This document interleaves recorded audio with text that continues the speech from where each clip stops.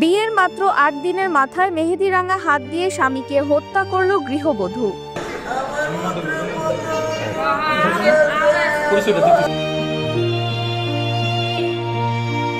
রাতে জোরপূর্বক শারীরিক সম্পর্ক করায় ক্ষিপ্ত হয়ে স্বামীকে হত্যা করেছে বলে দাবি করেন অভিযুক্ত নতুন বউ জান্নাত আক্তার।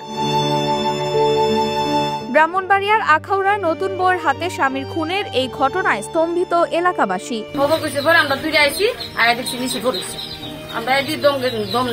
ঘটনার রাতেই স্ত্রীর হাতে ঘুমের ওষুধ মেশানো কোমল পানীয় পান করে ঘুমাতে যান স্বামী মেহেদি হাসান। এরপর সুযোগ বুঝে বালিশ চাপা দিয়ে মৃত্যু নিশ্চিত করেন স্ত্রী জান্নাত আক্তার।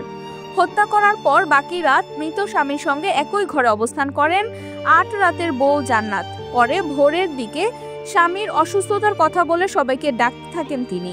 এরপর পরিবারের সদস্য ও প্রতিবেশীরা মিলে হাসপাতালে নিলে কর্তব্যরত চিকিৎসক মেহেদিকে মৃত ঘোষণা করেন। এই ঘটনায় জেলার আখাউড়া পৌর শহরের এলাকায় চাঞ্চল্য সৃষ্টি হয়েছে। অভিযুক্ত যথাযথ বিচার দাবি করেন প্রতিবেশীরা। আমি চাই শাস্তিমূলক যতটুকু কঠিন শাস্তি আছে আপনারা দেন, আমি আপনাদের কাছে অনুরোধ করে কই। মেহেদির পরিবারের অভিযোগ, বিয়ের আগ থেকে অন্য এক ছেলের সঙ্গে প্রেমের সম্পর্ক ছিল জান্নাতের।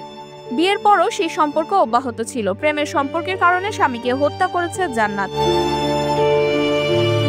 মেহেদির মা বকুল বেগম বলেন, ৮ দিন হয়েছে আমার ছেলেকে বিয়ে করিয়েছি। অন্য ছেলের সঙ্গে বউয়ের প্রেম ছিল, এজন্য আমার ছেলেকে হত্যা করেছে। আমি ছেলে হত্যার বিচার চাই।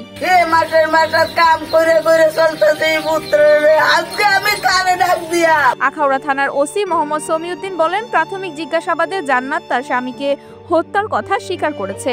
বিয়ের আগে এক ছেলের সঙ্গে জান্নাতের প্রেম ছিল। বিয়ের পর থেকে তিনি স্বামীকে মেনে নিতে পারছিলেন না। শুক্রবার রাতে ঘুম আসছে না বলে স্বামীকে ঘুমের ওষুধ আনতে বলে। পরে কোকের সঙ্গে ৬টি ওষুধ মিশিয়ে স্বামীকে খাওয়ায় জান্নাত। কোক খাওয়ার পর অচেতন হয়ে পড়ে মেহেদি। এরপর তাকে বালিশ চাপা দিয়ে শ্বাসরোধ করে হত্যা করে তার স্ত্রী। তাদের মধ্যে বিয়ে হয়েছে 1 সপ্তাহ আগে। বিয়ের পর থেকে সেই আসলে মেয়েটা তার স্বামীকে মেনে নিতে পারতেছিল না, কারণ আরেকটা ছেলের সাথে প্রায় 1 বছর যাবত সম্পর্ক ছিল। Mehjabin Khanam, revolution 24 news desk.